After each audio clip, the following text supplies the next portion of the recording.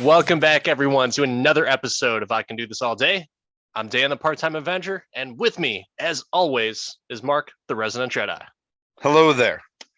Today, we're happy to be done with thematic horror, Halloween type movies. While we enjoy all cinema, there were a lot of Mondays in October, and we're glad to be done with those Mondays.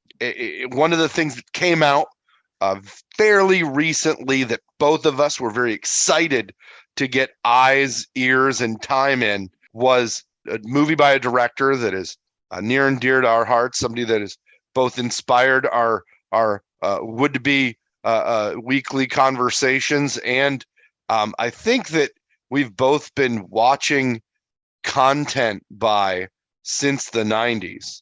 And that's Kevin Smith, and of course I'm speaking of Clerks 3, the latest and possibly final addition to the View Askewniverse.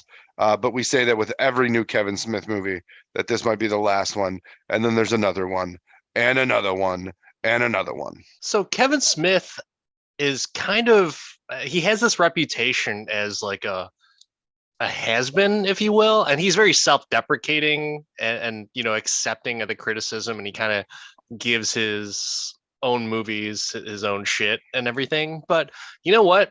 One of the things that makes our podcast wheels turn is our knack for nostalgia, our very fondness of some of those 90s memories, and you can't talk about the 90s without Kevin Smith.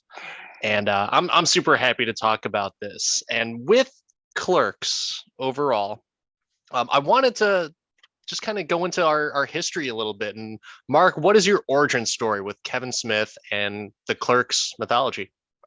So my first Kevin Smith movie was not Clerks. My first Kevin Smith movie was and is still my favorite Kevin Smith movie, and that's Mallrats. Just hit me in the right way. Stan Lee, Snoochie Boochies, love it to death. And that kind of opened me up to watch Clerks, to enjoy. Then Dogma came out or was out in a similar time frame, and that was early in my film intake career. That was during my illustrious Hollywood video career, back with tuxedo shirts and cummerbunds. That was early in my film appreciation life. And I worked in a video store, and I was a clerk per se, but I didn't get full appreciation until after I'd taken a tour at a gas station convenience store, and then you even appreciate it more. But I've enjoyed Kevin like the whole time from a dialogue perspective and an overly verbose, interrupting, talking too much, dragging it all out nature. Nobody writes dialogue like Kevin Smith, just like nobody writes dialogue like Tarantino, but they're both in that same overly in their heads, got to get it all on the page, don't mess with my dialogue kind of directors. And I'm a big fan of that.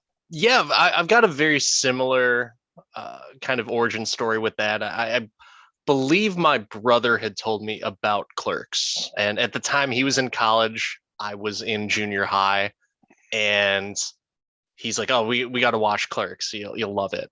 And keep in mind, college mindsets and the sense of humor in college is way different than in junior high. So when I first watched this, I was like, "It's in black and white. What the fuck?" I mean, I know there's black and white movies out there, but it's the fucking 90s. Why is there a black and white movie? And so not knowing and appreciating the different type of auteur art, I was a little bit skeptical. It was cheaper. That's why it's in black and white. Yeah, because it was cheaper. I was skeptical at first. So I watched it. I did like some of the references to Star Wars and everything, and it became probably like a regular of renting. So I'd go maybe a few months, rent Clerks again, and then I got exposed to Mallrats, which at the time I did like better, and then Dogma, which Dogma I think still remains to be my favorite Kevin Smith movie, just because I like the whole take on the religious aspect of things. And that Clerks, movie has so many heavy hitters in it. yeah, Like yeah. early Chris Rock, Selma Hayek at at somewhat peak. I mean, it's if it wasn't a Weinstein movie, I would celebrate it even more now. I mean, you had Hans Gruber in it. I did enjoy Clerks, and when Clerks 2 came around, oh man, I freaking loved Clerks 2. More so than the first because it was modernized. I enjoyed the faster pace of it, and I felt they just did a little bit more on screen in comparison to the first one. And they were very limited to a video store and a convenience store. And Clerks 2 had a little bit more budget, a lot more color, and some very interesting supporting cast. Let's be honest, you just were there for the donkey show. Interspecies erotica, fucko. Going into Clerks 3, I was thinking like, oh sweet, I liked Clerks 2. I'm gonna have a really good time for Clerks 3. So I was really looking forward to it. How did you see this movie? So I bought it from iTunes. There's certain people in the pop culture world that I will just pay for their stuff. I mean, not that I don't pay to go to the theater and stuff like that, but like I'll pay for it and then I'll buy it again. Like it's like that small little like the least I can do as a consumer to appreciate the consumption. So I bought this movie, but I bought this movie in a very skeptical mindset. I listen to a decent amount of Kevin's podcasts and stuff. Have for a very long time since the original like Fat Man on Batman came out with him just interviewing comic book people and like Mark Hamill a bunch because he was the Joker and just the early Kevin Smith Smodcast stuff. For a long time I've enjoyed. So understanding where Kevin was when he wrote this movie, like fresh off of a heart attack and in like the 12 steps of retribution and kind of his look at life was a little bit different. I was very skeptical going into this movie like, oh my god, it's going to be about Kevin having a heart attack. It's basically going to be that, but it's going to be fucking my favorite character in all of Clerks. It's gonna be Randall, and he's just gonna fucking do the fucking heart attack story that I've heard a million times on his fucking podcast, and he's just gonna do the whole thing. And I enjoyed Jay and Silent Bob Reboot, but he did his I'm Alive tour then. Like he got all of the people, he got the happiness, and then I'm like, it can't. He's gonna get super glad handy with this. Like I felt like Kevin lost a little bit of edge from Clerks and Clerks 2 and the movies that you mentioned, like some of the more recent ones. Though don't get me wrong, I enjoyed Tusk and some of those. I just felt like there just is a softness that while you can do that with Jay and Silent Bob and you could do that with some of the ancillary characters, Randall and Dante were just angry at the world and kind of pricks. Like, I don't want to see them be like smushy, happy people. Well, you definitely didn't see that happen in Mm. this. So with like, all right, besides the expectations, you kind of went into it like skeptical, not so sure how this is going to play out. Yeah, I was skeptical. Were there any jokes or references that you were like, okay, I'm going to see this, or I want to see this, or they're going to bring this joke back again? Instagram told me that a decent amount of the original cast were coming back, like Veronica and stuff like that. So I mean, I was assuming that Kevin would hit a good amount of the classics. I had no idea he would hit this many of the classics. But The entire movie, I mean, almost. basically. So I didn't have as much insight into that because although I follow Kevin Smith on Instagram, I must not be in my algorithm anymore, and maybe I'm not on it as much anymore. But I have not seen. I saw more stuff for Reboot than I did about Clerks 3. But the one thing that I was certainly expecting to see and I wanted to see, some goddamn berserker. There The was no guy berserker. right over my shoulder right here. Girls think sexy. He's from Moscow. It's And hard to get a visa from Moscow these days, my friend. well, true. But he wanted to be a metal singer, man. He wanted to be a metal singer. And Maybe he was singing that metal song in the background. yeah, I was hoping there would be a little bit of that, but I did not see any berserker. Before we go into like the meat and potatoes, I just want to ask out flat out, did you think it was going to be good? I was worried it was going to be terrible. Terrible. Okay. I was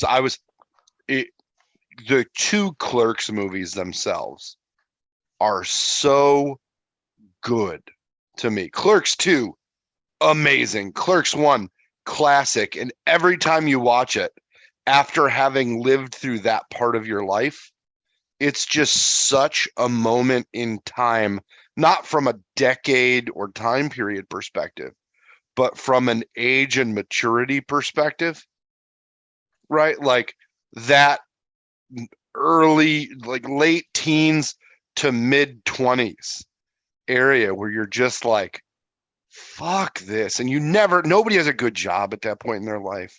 They all fucking hate it. My background is I didn't like go away to college. I did like junior college and a local school to get my degree. So I worked throughout and I had shit jobs. I've got a large collection of name tags and hairnets. So I absolutely was like feeling the Clerks vibe. And then you go into the next Clerks and it's the same vibe and just working with annoying youth, which, we felt that at some point in our lives, somewhere we worked, them damn kids. So they both hit me in such a great way. I love Jeff Anderson in the Randall role. And I'm just like, it just all was so good. Don't fuck it up, man. Yeah. Don't fuck it up. I saw fucking yoga hosers, bro. Your convenience store touch has not transferred to this decade. That's actually a very What about you? I didn't even think about that, with yoga hosers in terms of the whole clerk aspect of it. I thought, going into it, I was thinking like Reboot was great. I liked it. I was highly entertained. And Clerks, enjoyed the first one, loved the second one. And I was just like, okay, well, this is gonna be good. Like I said, I didn't know much about the backstory of it, and with you kind of saying like if it was written around the heart attack, like okay, well, I guess that kind of makes sense of everything. And when I saw the trailer, like, oh, okay, so he's doing something similar to what he did in real life. Mm-hmm. Get it, totally get it. So, to my understanding, this was a second draft, like a rewrite. He wrote an original that he brought to the cast, and they were like, "No," they rejected it. It is, I don't know if it's out there, but he's read it. Like they've done a reading of it. I don't remember the name of the playhouse. Is the Third Avenue Playhouse? I don't. I know what you're speaking of. I don't remember the name, but yeah. The place where everybody auditioned for the original Clerks, which they featured in Clerks 3, was like needed repairs or something after the hurricane or some like shit. That. So they did a reading of the original unproduced and trashed Clerks 3 script there. They sold tickets for it as a way to raise money. I don't believe he's released it in any printed form, especially because he hadn't released the actual movie. He's very George R. R. Martin about this original Clerks 3 script. But I'm of the understanding that one was written pre-heart attack, and this one was written post. So there's life perspective and things that he needed to kind of get out there as well. So that's my understanding of it. And again, like I told you, I'm an appreciator. My wife is as well. Like we'll listen to Fat Man Beyond all the time. She loves the podcast with Garmin. So I'm a regular like full on Kevin Smith fan. You knew where he was going to get there. I have since stopped listening solely to not hear Clerks 3 spoilers. I haven't listened to a Kevin Smith podcast in probably a month and a half. Gotcha. I'm saving myself for you, Danny. Okay. Good. Good. A lot of people do. A lot of people do. So, let's go right into the movie then. Like, what did you think of the overall tone of this movie? Like, if you could sum up the tone of this movie in one word, what would it be? Layered. Layered. Okay. And this is upon reflection, because initially I was not a fan. Movie ended, I was like, ugh. And I watched it last night. So I watched it literally 12 hours ago because I waited until the end of the Bears game where they beat the Patriots. It was absolutely nuts. No idea how they pulled that off. But turn it on when that game was well in hand. And me and my wife sat down and watched it. And I don't think the layers that are in this movie hit me all at once. I'll give you an example. The opening scene of the movie is the same fucking opening scene as always, right? Dante pulls up to the quick stop. Why the fuck is Dante riding in a minivan? An hour later in the movie, well into the film, that context changes. And context changes on what Kevin shows over and over and over again. And you see evolution through the movie in Elias, in Dante, in Randall, in the whole juxtaposition of everything. And that's why I would describe it in one word as layered. Okay. What would you describe it as in one word?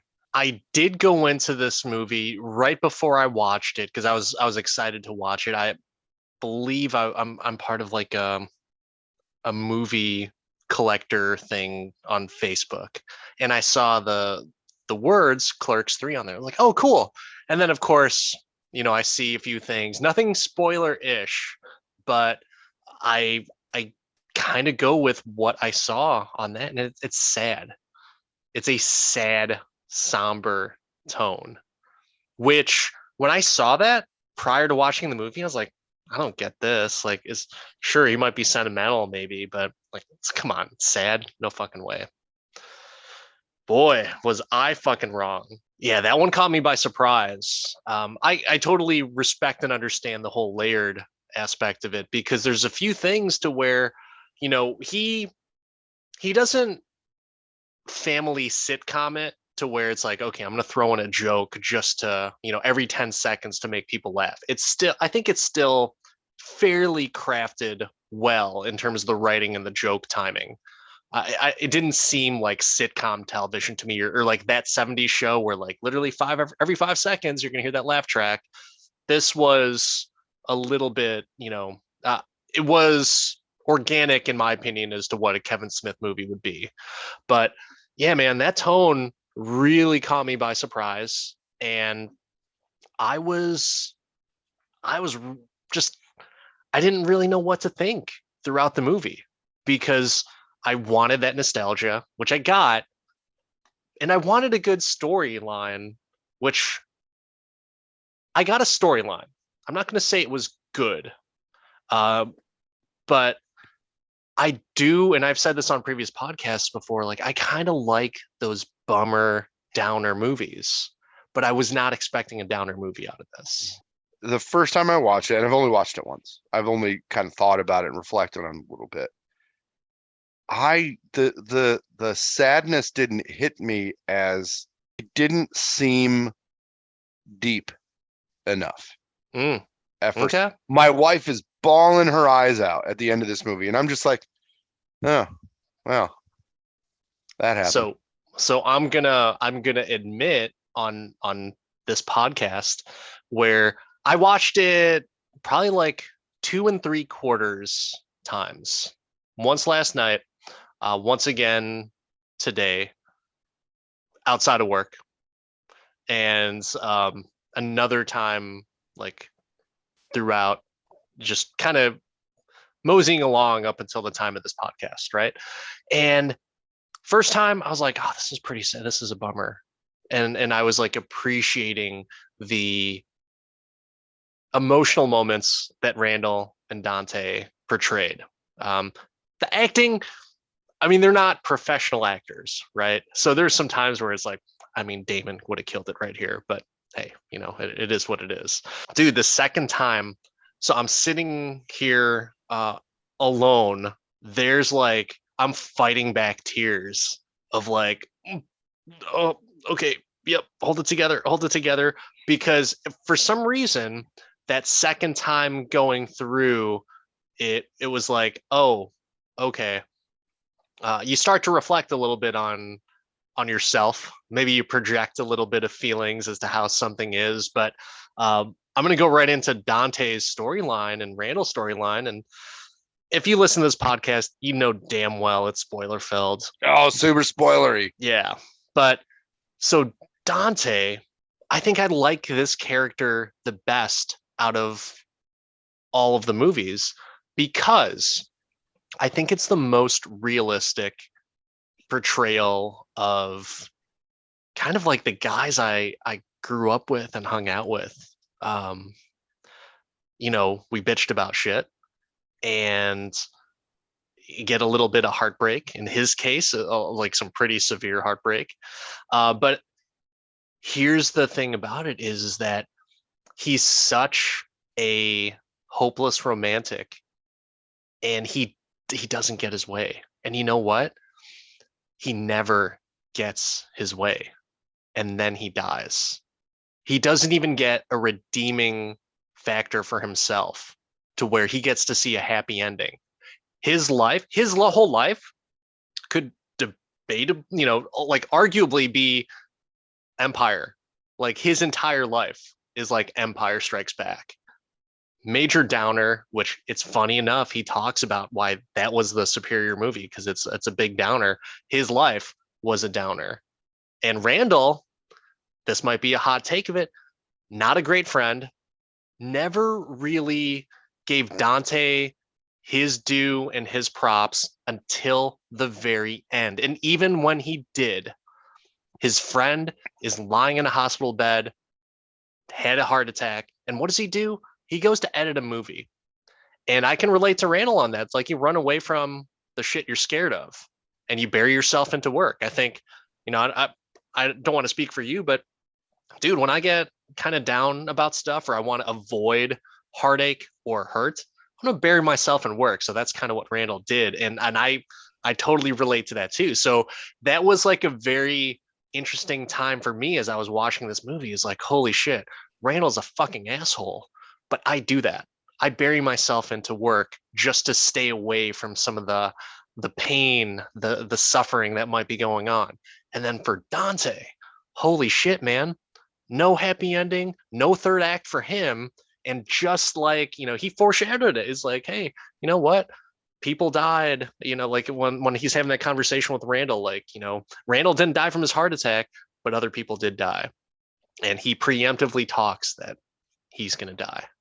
So very interesting take on Dante and Randall's friendship. And I want to hear what your thoughts are on that. I mean, do you think Dante and Randall are good friends? I think that one of the things that threw me off about this movie is most of the first two Clerks movies are about Dante. Like Dante is the center. And they shifted a lot of that to Randall in this movie in a way that didn't catch me at first. Like, I don't think that I registered this is a Randall movie, because every other Clerks has been a Dante movie and Randall has been like the comic relief. Kevin's always spoken through Randall because Kevin originally wanted to play Randall. Mm-hmm. He wrote it for himself per se, but he said that it was really the words of somebody else, of one of the comic book men. And it was it didn't, I think that distracted me a lot in the movie, is just kind of now in this version it's a Randall story.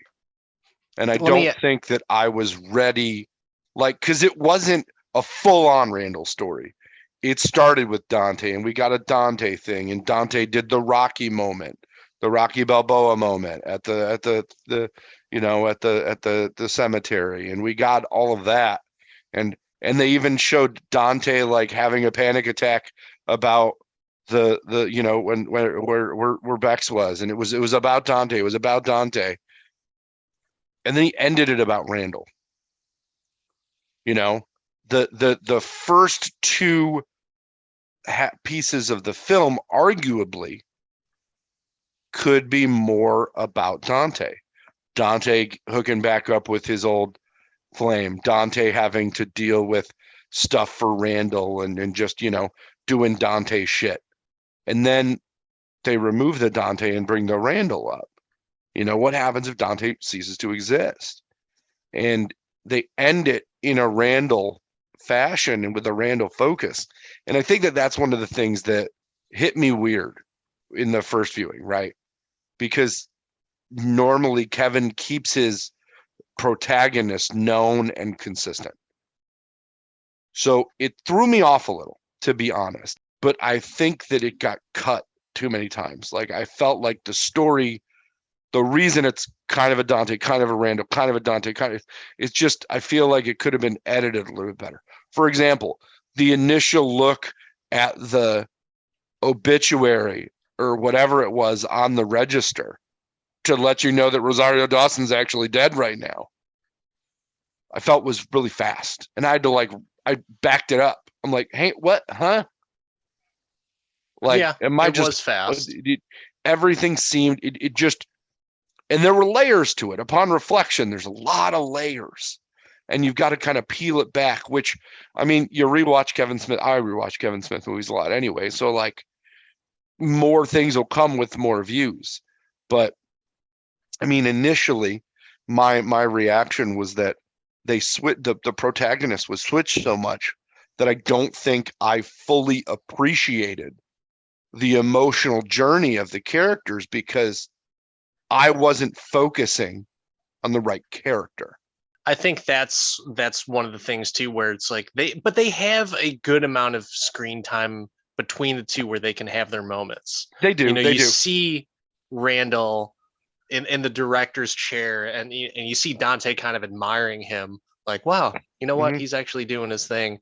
But it's, yeah, you're right. I get it. I get it. I checked out during Kevin's heart attack masturbation scene where he basically acted out with the guys the full story of his heart attack situation with the doctor from Strangers with Candy and his, small dick issues and all that. Like I kind of checked out on Randall. I'm like, just get through this. I know you don't like it. It's okay. It's just he had to tell his heart attack story in detail on film. Let's go, dude. Look, Dante's dealing with some shit. Let's focus on Dante. Just ignore this. And it just kind of took me. So again, it's an internal bias, and there's a focus that I put on, the character that I have taken Assume. through the entire journey. I mean, do you think that he had a complete journey? I think that Dante's life ended the day he went into work on his not on the day he shouldn't have been there. That's an interesting take on that, because like, yeah, it seemed like he was always in that type of mood, and would it have been different? Maybe, I don't know. He was still wearing the combat boots, which have to be uncomfortable at that age. Yeah, right. But hey, man, it's a style, I guess. Um, It's well, something. let's. It's proof that the character has an inability or unwillingness to change. Personal lethargy has left him to his fate. Let's go into the comedy relief, I guess you could say, with Elias and Blockchain. So it was nice to see Elias from 2. I thought he was a very funny part of 2. It's annoying at times, but you know what? You have to have that annoying person tag along in the cast or group of friends that you have. So it was nice to see him. what I didn't understand is I'm assuming Blockchain is his brother. I did like their their back and forth, very reminiscent of Clerks 2, to where they were talking about crypto and all that shit.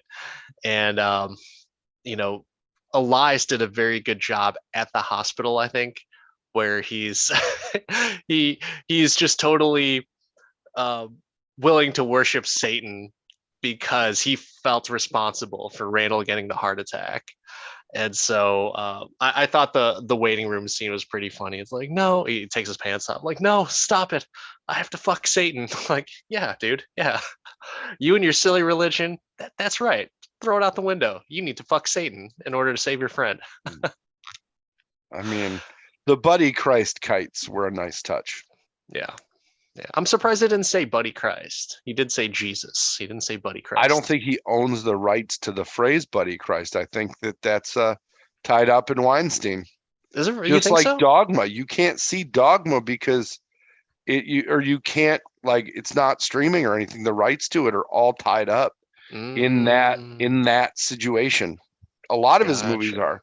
Yeah, Kevin doesn't own it. Kevin owns the characters, I believe, that's but right. not the films. I remember him talking about that on his podcast a few times. So yeah, you're absolutely correct. So okay, makes sense. Uh, I mean, did you like Elias? Did you like seeing him back? So I'm the wrong person to say this. I was worried about Elias. I was like, is that actor okay? Because he looks so much different. Yeah, he But a lot put of on a people few went through a pounds. lot of shit during COVID and all that. I found his character annoying until the end.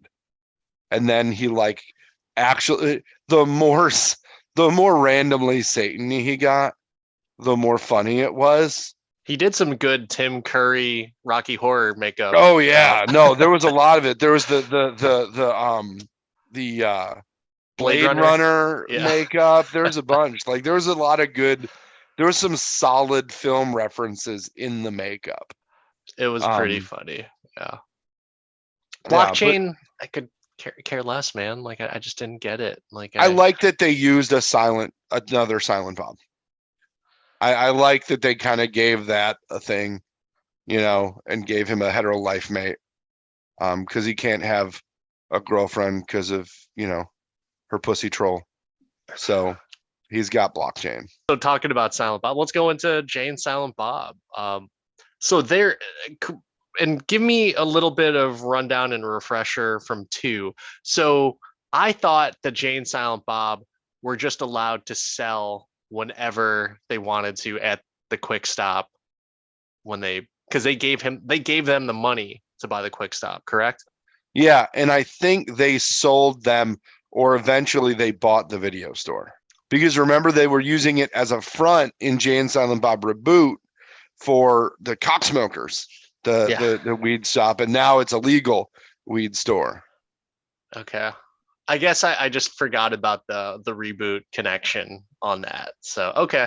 All right. I really love that they didn't change a fucking thing in the place, and it still had all the videos in it, which I did at one point make a pilgrimage to Leonardo and that in West Bank, New Jersey, and went to the Quick Stop, and the RST video sign was like in the inside of the store. It was closed down. There was nothing going on at the video store. So I went in and bought a Gatorade and went on my way. But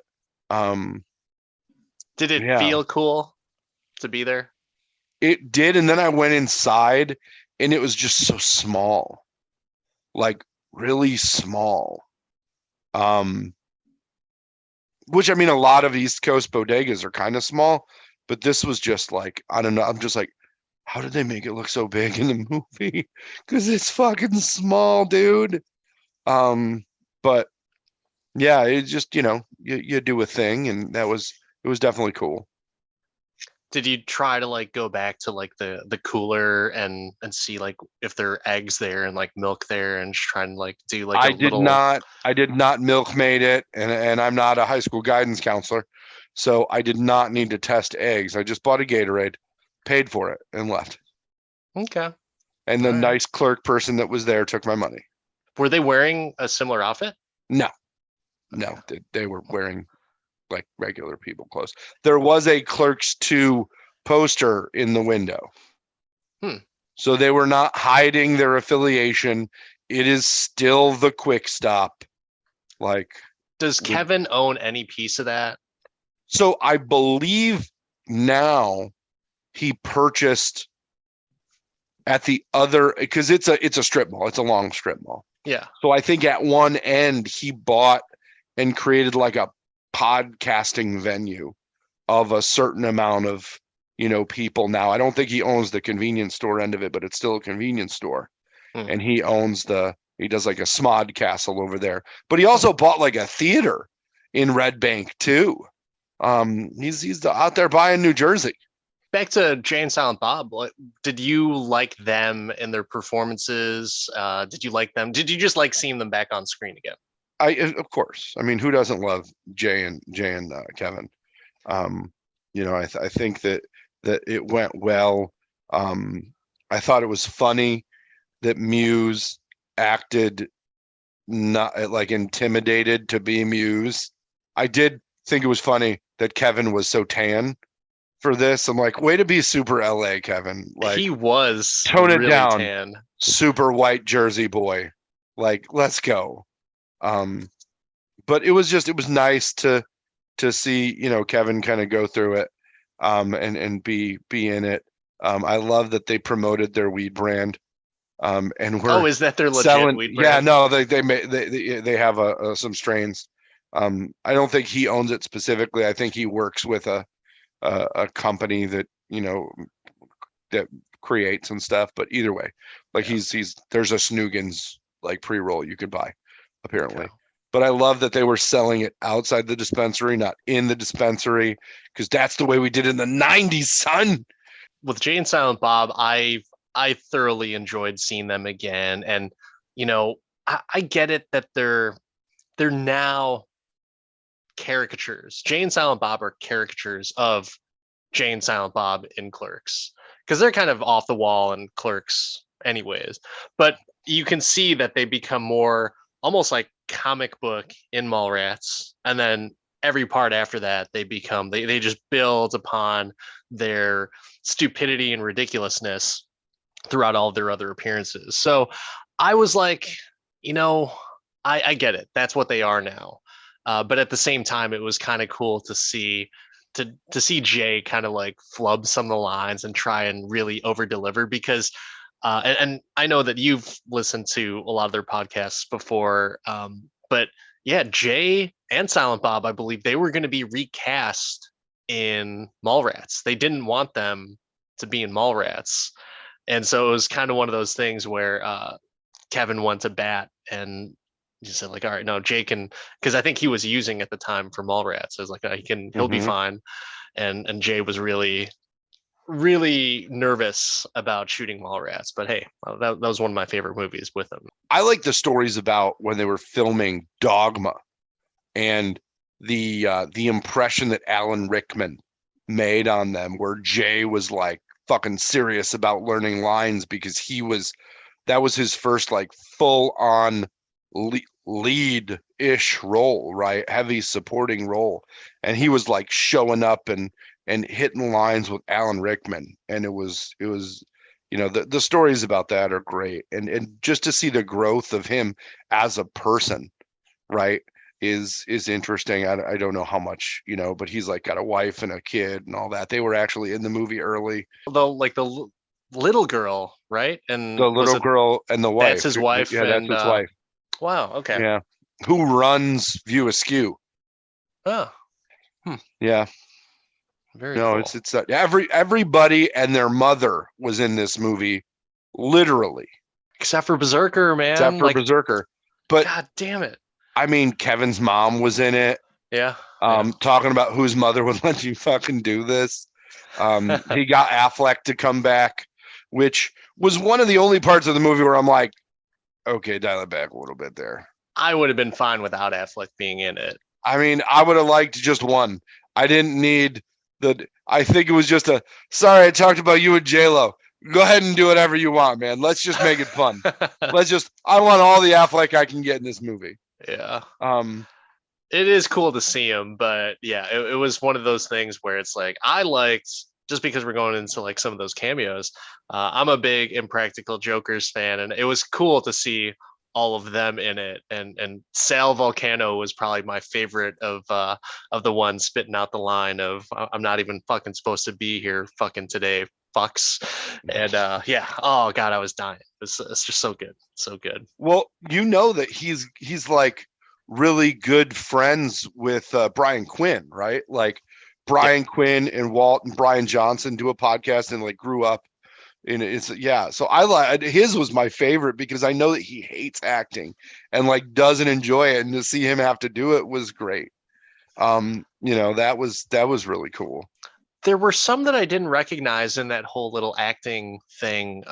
Who was like the Broadway singer and like the person that the talked about the musical thing? Who were they? They were from Masters of the Universe. Oh, okay, The one guy who did the He-Man voice did the that's whole him. He-Man thing and then sang. Yeah. Okay, Yeah. I want to talk about the cameo from all the comic book men that were in this and the hockey scene at the beginning of the movie. So they did it very well in the first Clerks to where that roof seemed like it could house a hockey game. But the panning out on that first hockey scene where it's like they've got 5 feet between each other's goals. Like how possibly could this be fun for a bunch of men in their 40s and 50s playing hockey on a rooftop to where it's like from goal to goal, it's maybe 10 feet total. Well, when you Okay. watch it again, and I know you will, it was the left part directly where the quick stop Above. sign is. Like directly, they had a face off, like right there. Yeah. Okay. I went back and looked. I was like, is that where they played the last time? It seemed like the safest place with the highest rails so the old men don't fall off the building. It like made sense in that regard. But yeah, I thought it was funny. One thing I wanted to talk about, and we haven't really touched upon, is uh, Clerks and all the other Kevin Smith movies are very picky when it comes to the music aspect. So, what did you think of the music in this movie? I knew he was going to open with My Chemical Romance because he talked about it. He said, I heard it. This is the song. So I knew that was coming. I thought that the music throughout was okay. I felt that the ending song was the best closing piece of music Kevin's used in a movie since Jersey Girl, where he used the Bruce Springsteen song Jersey Girl to close the movie. I thought it was a much different approach to this music in comparison to two, and obviously in comparison to one, because one there's just it's all very indie, very cheap. So that way it's not a whole lot of money is spent on it. And then I really enjoyed in Clerks 2 the Smashing Pumpkins 1979 track where Dante's driving around, or actually no, was it no? It was Dante driving around, and they're listening, or that song is playing in the background, and it was just like one of those really cool things to be like, oh wow, I love that song when I was a kid, and the fact that he's driving around to the song, it's going very well with the tone and how he's feeling throughout everything. I didn't really get that vibe with any of the music until the very end. So that would be my only critique. And I'm not a huge fan of popular music, but I'm okay with it in this type of movie because that's kind of what it is. It kind of adds to the tone and also adds a little bit to that nostalgia. But I wasn't as big of a fan of the music in this, but the parts where it kind of tugs at the emotional heartstrings, it blended well. I was a little bit puzzled with the lit song when Randall goes to the hospital. Like, totally didn't understand that whatsoever. I'm not sure. What did you think about that? I thought it was kind of funny because Randall, there was a juxtaposition, right? And it was, again, I thought it was a Dante movie, so it was comic relief about Randall, and then he started talking about his small dick. So I just thought it was meant to be kind of a haha, Yeah. I'm my own worst enemy. He was pretty heavy on Roots of Mine throughout this. He used him a lot. I thought him getting the Degrassi theme in it was kind of funny I didn't in realize a way. Yeah. what part was that at. It was the second half of the film. I don't know exactly where. I watched it once. Okay. I just knew it was the Degrassi theme. The Degrassi, the Next Generation theme, which is Jay and Silent Bob made an appearance on. It's a Canadian, 90210, Yeah. that Drake was on. Hmm. But yeah, I thought that was great. But the song at the end about New Jersey, the I'm from New Jersey was just fucking it. You got some Jefferson Starship in there and a few other pieces. Kevin doesn't do a ton of popular music. He does some nondescript deep cut stuff in a lot of cases. But that and then the Pearl Jam song, the Just Breathe during the credits, also were just like, oh, you can pick credit songs, bro. Like, let's go. But I mean, my favorite Kevin Smith soundtrack is definitely Jay and Silent Bob Strike Back. With Mallrats as a close second. The Jay and Silent Bob Strike some, but I like have the CD somewhere. Oh yeah. But I like Kevin's picks in music because they're deep cuts, so I don't overly associate them with anything. 1979, that absolutely fit in that movie. It was an angsty moment, and it just puts the audience there. The lit song again, like I thought it was just kind of a joke. Apparently, it wasn't. Because but yeah, I was a fan. I want to go back to Dante. So this kind of all goes back to him and Rosario Dawson, who comes back as Bex, and one of the things I wanted to kind of dive into a little bit more is, did you think it was necessary to explore that a little bit more, or do you think her appearance and just that quick explanation of the drunk driver was enough? Because that really, that she died, and then you get a little bit more info. I thought she maybe died during childbirth, and then you find out a little bit more, and then a little I bit had to more. rewind the flashback from the hotel and crank the volume of my TV to hear what and maybe I'm just an old man. To hear clearly what the doctor was saying, and I heard multiple lacerations and blah blah blah, and Oh, I I'm didn't like, hear that. did she get mugged? Did she get stabbed at the store? What's going on? Okay. And then they give you the explanation late, you know. Yeah. And I thought that was weird because I thought it was a Dante movie. And so you still don't think it's a Dante movie? No, I think it's a random movie. I think this movie follows the journey of Randall finally doing something and using mortality as a motivation to make a change. Because both Dante and Randall, neither one of them made a change in the entirety of their character. They were happy in, I don't want to call it mediocrity because, but they were happy in the comfortable roles that they knew how to play. Mm-hmm.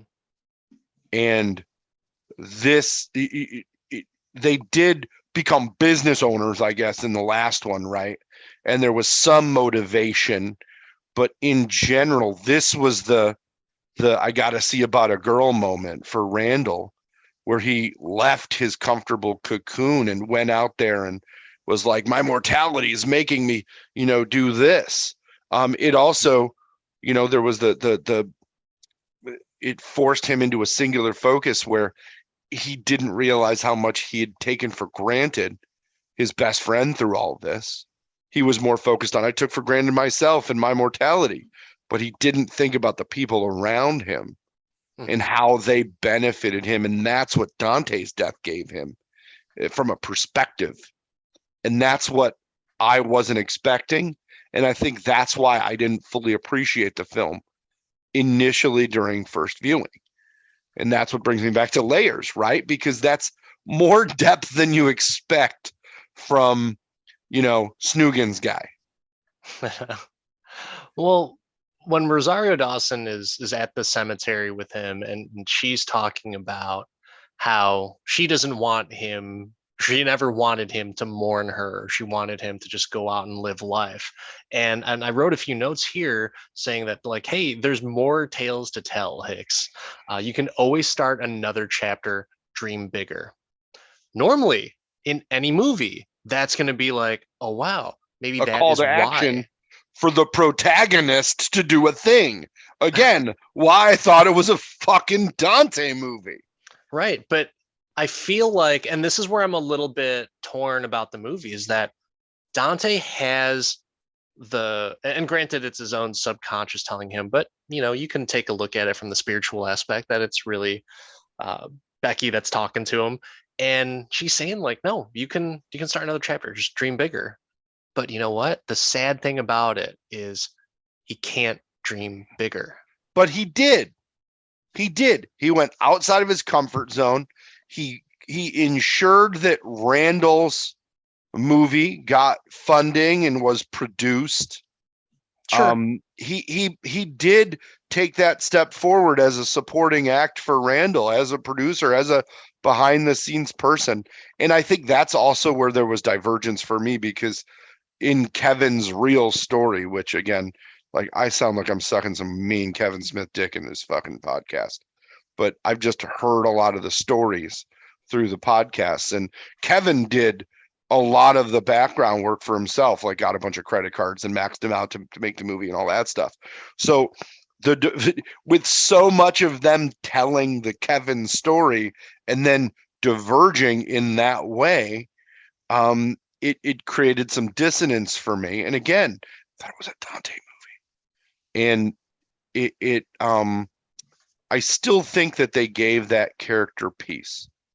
He I, was I able to set up his friend on the next chapter of his life, be a major part of it, write it forward, and he died during the call to action scene of the original Clerks, the salsa shark scene, where Randall tells him exactly what Randall needed to hear in the moment of the heart attack.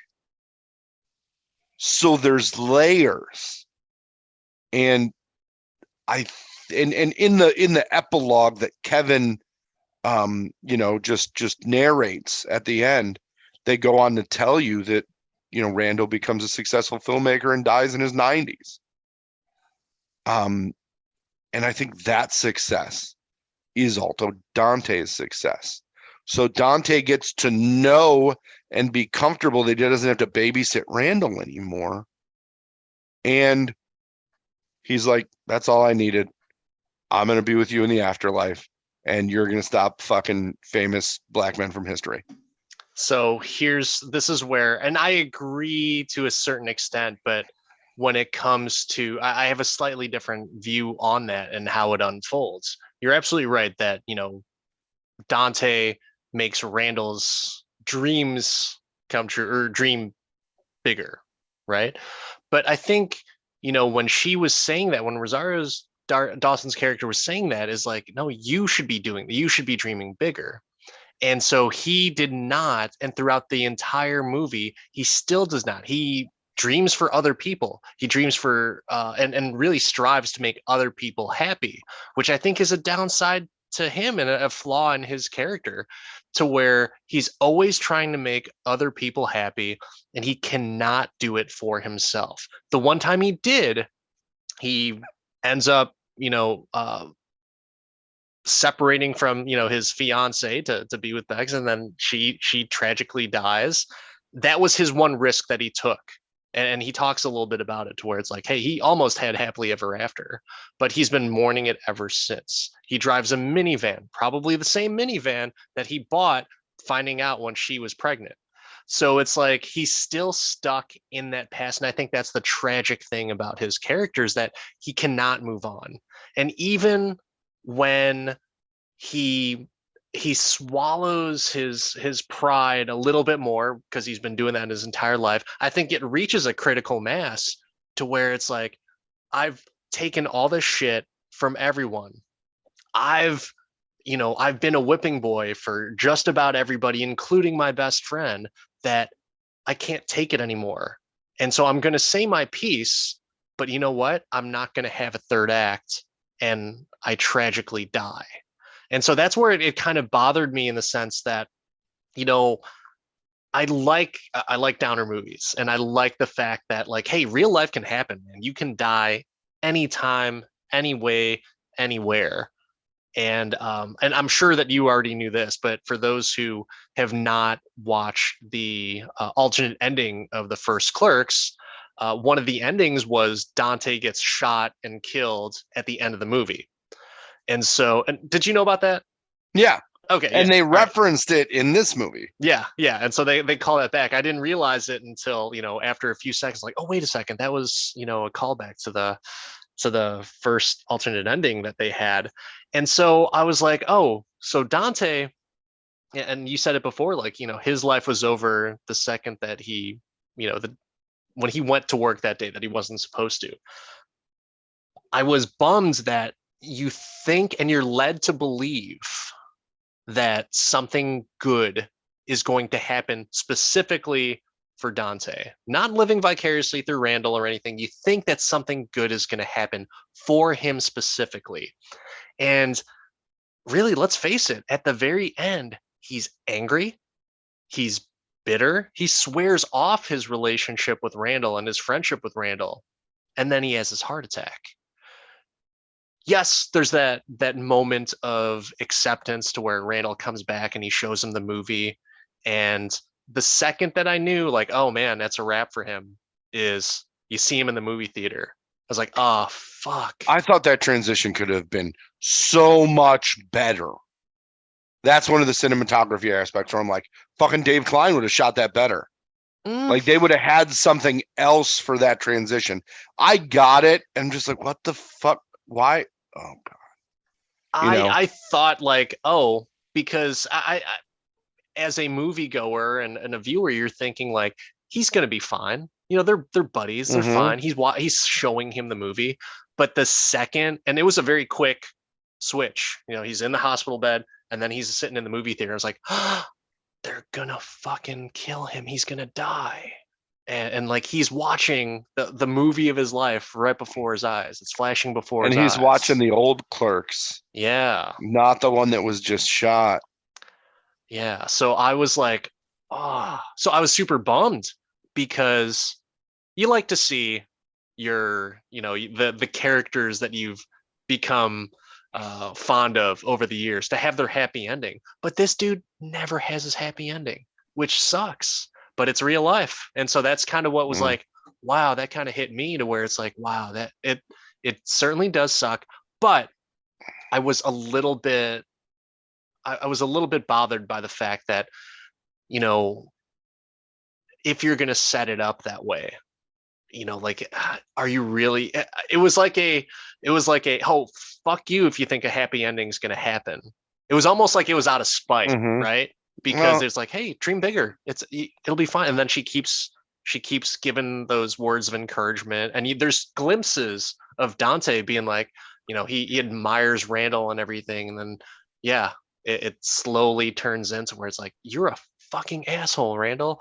I've been taking your shit for years. And so, yeah, I'm glad they had that reconciliation, albeit, nonverbal, but mm-hmm. still a bummer, man. See, and this gets into why I didn't like the movie at the first view, because I agree with you that they fucked Dante, right? And it wasn't what you thought was going to be retribution ends up being just fucking you're dead. But he was Mhm. happy. But if you go a little further in the movie, in Clerks 2, a job where he had to work with Elias every day was a death sentence for Randall. He was not happy about it. He was sad and depressed, and he was ready to fucking just walk into traffic, right? He's like, it's just going to be you and me, and Mr. Dante's gone. And then in Clerks 3, oh no, this is great. Somebody's here. That's the part that pissed me off the most. That you take what is a negative sentence for him in the second movie and make it a positive for him in the third. Act like Jay and Silent Bob couldn't give him 30 G's worth of weed money. Come on, bro. I guess, like that didn't bother me as much. I did think that, but at the same time, like, you know what, man, like his best friend died. There's gonna be that degree of vulnerability, right? And granted, he wasn't the best friend. Mm-hmm. I mean, he was the best friend, but the best person to be a friend, because he's such a fucking asshole, and he's very, very selfish. But even at your most selfish, there's a point where you're going to be the most vulnerable. And Elias kind of helped make him see, like, hey, man, you're a fucking dickhead. And so, like, maybe, he was just at that point in his life to where it's like, I'm older. I was close to death. My best friend is gone. Maybe everything is in perspective now to where it's like, hey, Elias might be okay. Like I'll be all right with hanging out with him. He'll So be you're my new saying friend. Elias is his moral savior. No, no, I think he's going to be his new whipping boy because he always needs, there's people out there that they're not the best friends, but you always need that whipping boy to establish Mm. your friendship, which is, I'm Uh, not saying it's right, but I'm saying it's real. I'm going to offer a retcon to the end of the movie that would have made it better for me. One, Elias like says, I'm going to leave Randall and I'm going to fly a kite, whatever. Schwalbach comes in bitching about the money. Jay and Silent Bob's stroll in with their weed money, bought the place, and Kevin takes the spot behind the register. Silent Bob works at the quick stop. But then you leave Jay high and dry. You can't break Jay's up a duo to Jay's going back and forth. Jay's fine. You can't have Or those. Randall sells his piece to them too, and Jay and Silent Bob run the quick stop. Take it to the next level. Maybe. Randall moves out of his little apartment. He's now a big movie star, and Jay and Silent Bob own the quick stop. And you What put about Kevin just Smith back behind the counter that started it all. Oh, okay, all right, yeah. When you put it that way, then yeah, I would see how that would be pretty cool. But they're morons. Their characters are morons, so I don't know if that would be the ideal thing. And you know what? I don't know if they would want to do it that way. I don't know if Jay and Silent Bob would even know what a pen is to sign the contract for it. What are you talking about? They've got a multi-million-dollar weed business. Yeah, I know, and they didn't realize it was in a video store. I just like the idea of the symbolism because in this situation, you're not getting a Clerks 4. It's Mhm. over. It's done. He's going to do a few other movies that go along with the Canada theme, and he might bring back the Johnny Depp character, like he's talked about that. But you're not getting Dante and Randall ever again. I think they've gone, or at least Randall has gone on record that like he wants to put that stuff behind him, the character of Randall, and he wants to do his own thing. I would somewhat say though, like it does keep it open a little bit if they wanted to come back, because what movie does Randall fucking love and always talk about? Star Wars. What movie has dead people come back and offer guidance and a few pieces of conversation every now and then? Star Wars. So maybe you have like fucking Dante as that. I'm not saying they should do this, but it would be interesting Well, they if they already wanted did. to They do it. already did the Ghost Jedi kind of thing with Rosario in this. Yeah, yeah. So I mean, like, why not keep that theme going on if they wanted to do it? I'm not saying they should, um, but it leaves the door open for it. But I feel like, we talked a lot about, you know, the tragedy of Dante, but I feel like there's so much there. And there's like, he doesn't get a third act. Life gets cut short. He didn't move on because he died on the inside. And, Randall's inability to feel and emote and empathize. And I felt like, God, what a fucking betrayal to Dante as his friend, that he couldn't even like the time where he before he runs out of the hospital, he's like, I didn't know about Emma or whatever. It's like, really? That's what you're gonna fucking say right now? That's what you have to say, and then you run home and go edit a movie? I don't know, man. I think Randall comes off like a real big piece of shit. And I understand it though, because he cannot express his own emotions. He's not wired that way. And maybe that's why that friendship worked as long as it did, is that Dante was able to take that shit. Randall wasn't able to digest his feelings and emote his feelings, so it came out in the jokes and the sarcasm, where Dante was the sensitive, understanding one. I don't know. I'm not going to argue. Yeah. I agree wholeheartedly. I feel, like, have you ever seen a movie where your favorite character dies?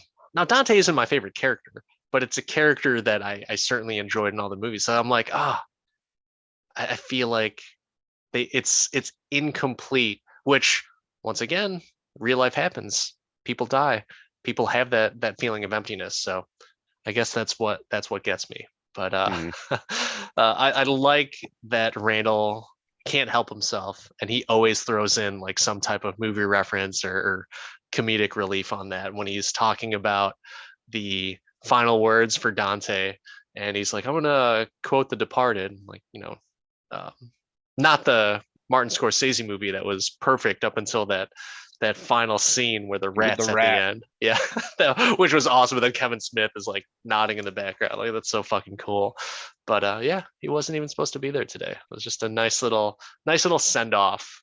Cheesy acting, sure, but Mm, I enjoyed it that they threw that in there one last time. no, I'm a big Jeff Anderson might be my favorite personality in the Clerks universe, but yeah, no, I was happy to see the gang back together. Don't get me wrong. Yeah, I would have liked to seen it end on a happier note, I because was that's what Kevin does. I was wondering what you were going to think about it, because you enjoy movies that make you feel good, and I was wondering if this movie was going to make you feel bad. It didn't make me feel bad. It made me feel as a reaction to the initial viewing, I felt like it was kind of an incomplete feeling. Like, uh, like maybe I wasn't ready to take on all that. I don't think I was ready for the depth that exists in this film. So mentally, I was just like, oh, fuck. Now I have to think about it. God damn it. I It just wanted some dick jokes and some fucking. He didn't Randall the whole fucking movie. You're mad you didn't get Berserker guy who doesn't even act anymore, but I couldn't get a fucking Randall through the whole movie. the the dick jokes. I mean, it was there. I thought it was there. Oh, all the But main parts that I needed were there. it's funny though that you said like you just felt kind of. Did you say empty? Is that what you said? It just didn't feel, it felt incomplete.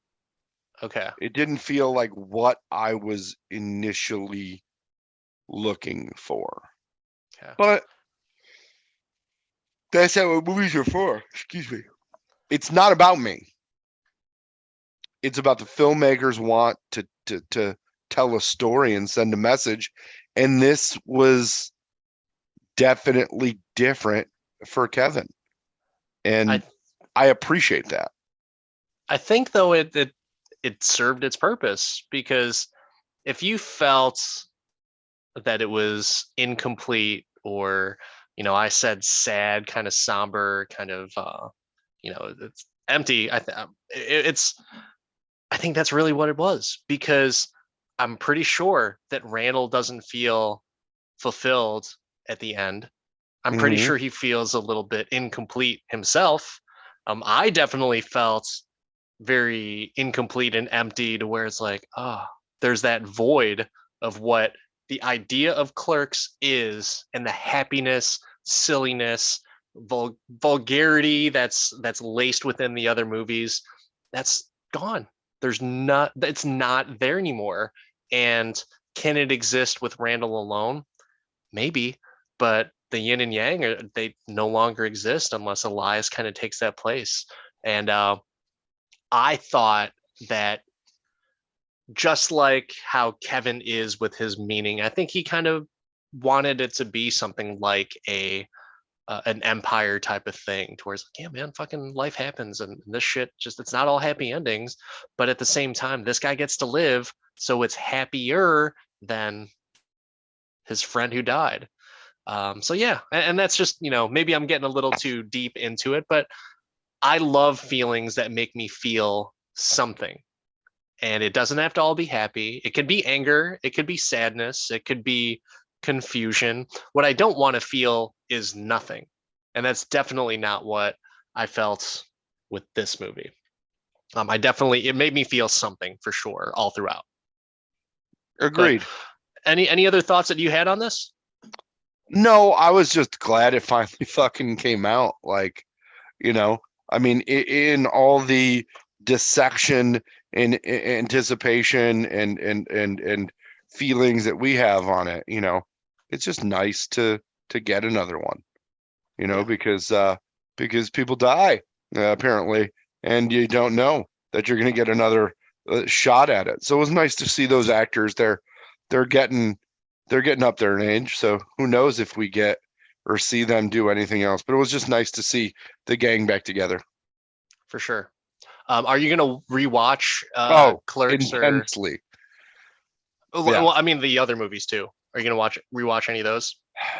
I mean, I always do. Like, there's a few movies that are like just I can watch them anytime. Like, and you could tell those movies for me by looking at what's downloaded on my phone versus what's not. And both Clerks movies are on my phone. They're like plane, train, waiting room. Like I'm in a bad mood. I'll just turn it on in the background while I'm working or something. So yeah, this will end up getting rewatched and dissected and absorbed in a much different manner.